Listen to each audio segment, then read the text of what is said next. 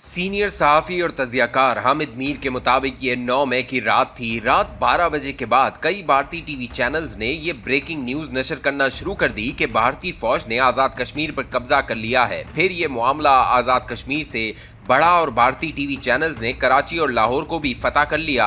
रात 1:30 बजे के बाद मुझे कुछ भारतीय सहाफ़ियों ने फ़ोन करने शुरू कर दिए। मैंने इन फ़ोन कॉलों को नज़रअंदाज किया। फिर एक सीनियर भारतीय सहाफ़ी का व्हाट्सएप पर मैसेज आया। ये खातून सहाफ़ी इंडिया टुडे से वाबस्ता हैं। इनका ताल्लुक प्रिंट मीडिया से है। मेरा इनसे ताल्लुक एडिटर और कॉलम निगार का है। कई साल से इनके जरीदे के लिए कॉलम लिख रहा हूँ क्योंकि वो एक प्रोफेशनल एडिटर होने के नाते मेरी तहरीर को सेंसर करती हैं और ना ही इसका मफहूम तब्दील करने की कोशिश करती हैं। उन्होंने सिर्फ ये पूछा कि क्या आप खैरियत से हैं। मैंने बताया कि बिल्कुल खैरियत से हूँ। मुझे समझ आ चुकी थी कि जी न्यूज़ समेत कई भारतीय टीवी चैनल कराची और लाहौर समेत पाकिस्तान के 5 शहरों को दुनिया के नक्शे से मिटा चुके थे। इस्लामाबाद पर भारतीय फौज का कब्जा भी करा चुके थे। वजीर आजम हाउस में धमाका करवा के वजीर आजम शहबाज शरीफ को लापता करार दे चुके थे और मेरी एडिटर साहिबा को यकीन नहीं आ रहा था। उन्होंने सिर्फ मेरी खैरियत दरियाफ्त करके इन तमाम खबरों की सच्चाई का अंदाजा लगाने की कोशिश की थी। इनका दूसरा सवाल ये था कि क्या सब ठीक है। मैंने जवाब दिया लाइन ऑफ कंट्रोल पर कशीदगी है लेकिन इस्लामाबाद में बिल्कुल खैरियत है। इसके बाद इनके और मेरे दरमियान काफी बातें हुई। उन्होंने अर्नब गोस्वामी की तरफ से मेरे खिलाफ हर्जा सराई पर अफसोस का इजहार किया। अब मैंने सोने की कोशिश की लेकिन भारतीय मीडिया ने झूठ का जो तूफान बर्पा किया था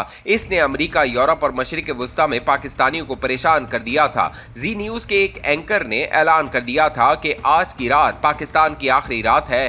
कल से पाकिस्तान दरअसल अखंड भारत का हिस्सा बन जाएगा। अखंड भारत का जिक्र मुख्तलिफ भारतीय टीवी चैनल्स अपने अपने अंदाज में कर रहे थे। सुबह 4 बजे के करीब फजर के बाद मैंने सोने की कोशिश की लेकिन अब दुनिया भर में फैले हुए सहाफ़ी दोस्त मुझसे भारतीय मीडिया के दावों की हकीकत पूछ रहे थे। वजाहतें देकर थक गया तो फोन बंद कर दिया और 5 बजे सो गया। 8 बजे फिर उठ गया तो बांग्लादेश से एक सहाफ़ी दोस्त का फोन आ गया। 8 मई को रोजनामा जंग में मेरे कॉलम का बंगाली तर्जमा एक बांग्लादेशी अखबार ने शाया किया था। बंगाली सहाफ़ी पूछ रहा था कि आपने लिखा है कि पाकिस्तान एयरफोर्स ने भारत का गरूर खाक में मिला दिया है और अब भारत एक दफ़ा फिर जारियत करेगा। अगर ऐसा हो गया तो क्या एटमी जंग नहीं होगी। मैंने इस दोस्त को बताया कि भारत को अभी तक जोम है कि इसे रिवायती हथियारों में पाकिस्तान पर बरतरी हासिल है, लिहाजा वो रिवायती हथियारों के जरिए पाकिस्तान को नीचा दिखाने की कोशिश करेगा और अपनी रुसवाई को आवाज देगा। मेरे बंगाली दोस्त ने नेक तमन्नाओं के साथ पाकिस्तान की कामयाबी और सलामती की दुआ की। 10 मई की रात भारत ने पाकिस्तान के अहम फौजी अड्डों पर मिसाइल दागकर एक जंग का आगाज कर दिया। पाकिस्तान ने इन मिसाइल हमलों का जवाब ज्यादा मौसर अंदाज में दिया। भारत ने हमारी 9 अहम तंसीबात पर हमला किया जिसमें रहीम यार खान का शेख जायद एयरपोर्ट भी शामिल था। पाकिस्तान ने जवाब में भारत की 26 तंसीबात पर हमला किया। भारत का सबसे बड़ा नुकसान जालंधर और होशियारपुर के दरमियान आदमपुर एयरपोर्ट पर नस्ब S-400 एयर डिफेंस सिस्टम की तबाही थी जो 2018 में $1.5 अरब के एवज रूस से खरीदा गया था। 7 मई को पाकिस्तान एयरफोर्स ने फ्रांस के राफेल तैयारों की शान और शौकत का जनाजा निकाला था और 10 मई को रूस का एयर डिफेंस सिस्टम भी अपने अंजाम को पहुंचा। पाकिस्तान एयरफोर्स ने न सिर्फ डार्क फाइट में भारत को नाको चने चबवाए बल्कि मिसाइलों ने भारत की बरहमूस मिसाइल तबाह करके पूरी दुनिया को हैरान कर दिया। भारत के पास एक तरफ फ्रेंच जंगी तैयारे थे, रूसी मिसाइल डिफेंस सिस्टम था और दूसरी तरफ इसराइली ड्रोन थे।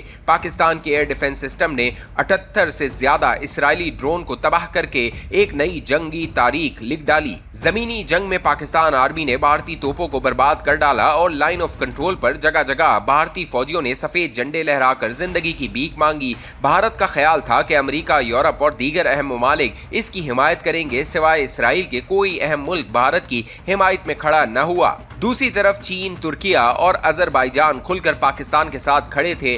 भारतीय मीडिया में ईरान के खिलाफ गाली गलौज की जाती रही और जब अमेरिकी सदर ट्रंप ने पाकिस्तान और भारत में सीज फायर का ऐलान किया तो भारतीय मीडिया ट्रंप के खिलाफ भी चीख उठा। इस सीज फायर में अमेरिका के अलावा बरतानिया, सऊदी अरब और तुर्किया ने भी अहम किरदार अदा किया। वो भारत जो हमेशा किसी तीसरे मुल्क की सालिसी को मुस्तरद कर दिया करता था, इस मर्तबा अमेरिका को सालिस बनाकर मजीद रुसवाई से बचने की कोशिश कर रहा था। जंगी और सफारती महाज पर भारत की इबरतनाक शिकस्त इस पूरे खित्ते के मुस्तकबिल पर मुस्बत असरात मुरत्तब करेगी। भारत ने सीज फायर तस्लीम कर लिया, लेकिन सिंध तास मुआहदे को बहाल नहीं किया। जिस पाकिस्तान को भारत दहशतगर्द कहता था, अब इस पाकिस्तान से इसे मुज़ाकरात करने होंगे। सीज फायर के बाद भारतीय मीडिया पाकिस्तान पर सीज फायर की खिलाफ वर्जी का झूठा इल्जाम लगाता रहा। मैं इस सीज फायर के नतीजे में बामकसद मुज़ाकरात के आगाज का हामी हूँ, लेकिन नरेंद्र मोदी की सियासत में पाकिस्तान के साथ बामकसद मुज़ाकरात की कोई गुंजाइश नहीं। नरेंद्र मोदी ने 24 मार्च 2012 को अहमदाबाद में खुलकर